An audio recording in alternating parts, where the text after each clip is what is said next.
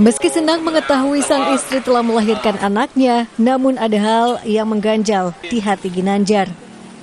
Pasca melahirkan dengan operasi sesar, istrinya ternyata mengalami sejumlah keluhan. Dari jahitan bekas operasi, sang istri menemukan adanya cairan dan bahan berwarna putih. Ginanjar pun sempat menduga pihak Rumah Sakit Umum Daerah Sayang Cianjur telah melakukan malapraktik. Sakit nggak apa, cuman keluar nanah dari pinggir-pinggirnya. Terus lama-kelamaan jadi kebuka semua jahitannya. Terus ada yang warna putih ini nih. Kayak kain kasa. Setelah itu kemudian kata istri saya tuh ada kain kasa di dalamnya. Isi dari aduan ini apa?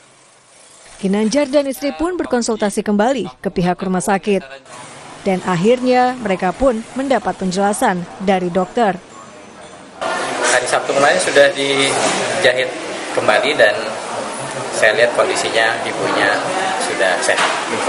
Jadi sekali lagi tidak ada kasa dan suami pasien juga menyampaikan bahwa beliau karena pengetahuan akan medis yang terbatas tentunya ya juga sudah menyampaikan permohonan maaf ya kepada pihak.